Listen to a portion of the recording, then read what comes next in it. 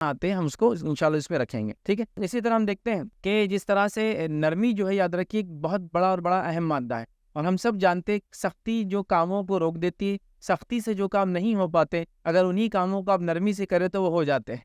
और ये बात आप देख सकते हैं कि किसी एक शख्स को मनाना था आपको, और मनाने के लिए आपने एक आदमी को भेजा, उससे वो आदमी नहीं माना, लेकिन आपने दूसरे आदमी को भेजा, उसने वो बात मान ली। हालांकि कंडीशन शराइत दोनों के लिए सेम थे, लेकिन एक के समझाने का तरीका सख्त था और एक के समझाने का तरीका नर्म था। एक बच्चा है जिसको आप मनाना चाहते हो और वो जिद में आ चुका है, अब जिद में आ चुका है और आपको उससे करवाना एक काम जो कि उसके फायदे का है, उसकी बेनिफिट का है। बच्चा खाना नहीं खाएगा तो उसको नुकसान होगा ना, तो उसके फायदे के लिए खाना है, लेकिन उसको खिलाने के दो तरीके हैं।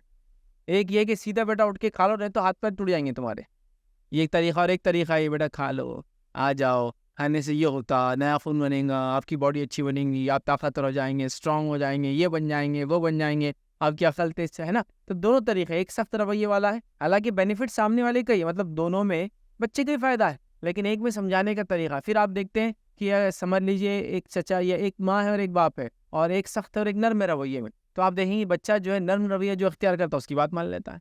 सख्त से सख्त संगदिल इंसान के सामने भी नरम रवैये से कोई जाके बात करे तो बात मानी जाती है। जैसे मिसाल के तौर पे एक आदमी जालिम है और कोई जाके बोले, ए जालिम तू ऐसा है, तू फला है, तू फला है, फला है, तो उसकी बात नहीं मानेगा। लेकिन वहीं कोई इंसान एक जालिम इंसान से भी जाके नरमी और शफकत से बात करे, कहे कि फला इंसान पर रहम कर दो, ये मामले में हमको छोड़ दो, तो आप देखते हैं वो चीज़ को राजी हो जाता है कभी कभार कि चलो यार बात तो सही है। तो सख्ती जो बहुत सारे बार कामों को खराब कर देती है, नरमी वहीं कर गुजरती, याद रखिए। इसकी मिसाल ऐसी है कि लोहा भी जब नर्म हो जाता है तो उससे जेवर बनाए जाते हैं और इंसान की जीनत बन जाता है।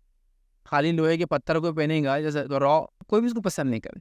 तो लोहा भी जब नर्म होता है तो जेवर की शक्ल लेता है। लोहे को अगर आप नर्म कर ले तो औजार की शक्ल ले सकता है, हथियार की शक्ल ले सकता है, और इस्तेमाल की चीज़ों की शक्ल ले लेता है। लेकिन अगर सख्त लोहा हो तो बेकार हो जाता है। तो उसी तरह जब इंसान के अंदर भी नरमी आ जाती है, याद रखिए, तो वो नरमी की वजह से वो रहमदिल हो जाता है, शफकत वाला हो जाता है, नरमी वाला हो जाता है, उसमें शाइस्तगी आ जाती है, उसमें मेहरबानी का जज्बा जागता है, और अनगिनत अच्छे जज्बात उस इंसान में जाग जाते हैं। जिस तरह से कहूँगा, अगर ज़मीन भी नरम हो जाए तो लहलहाती हुई खेतियाँ उस पर लग जाती है, लेकिन अगर वही ज़मीन सख्त हो, चाहे मिट्टी की रहो, सख्त हो, तो फिर उस पर कुछ भी नहीं लगता है।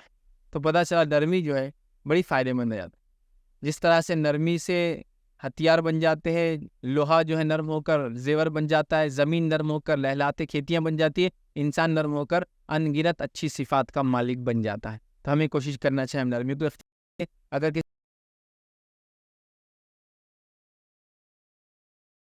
अस्सलाम वालेकुम। आप भी हमारे इस काम में ताउन करें अपनी ज़कात और सदक़ात के ज़रिए। डोनेशन डिटेल्स के लिए डोनेट अस पर क्लिक करें। अगर आपको हमारे वीडियोज़ पसंद आए हैं तो इसे शेयर करें और सबके हकदार बनें। रोज़ाना हमारे वीडियोज़ को पाने के लिए हमारे यूट्यूब चैनल को सब्सक्राइब करें और बेल आइकन दबाएं। हमसे दीगर सोशल मीडिया पर जुड़ने के लिए वीडियो में दिए गए आईडी को सर्च करें। जज़ाकल्लाह।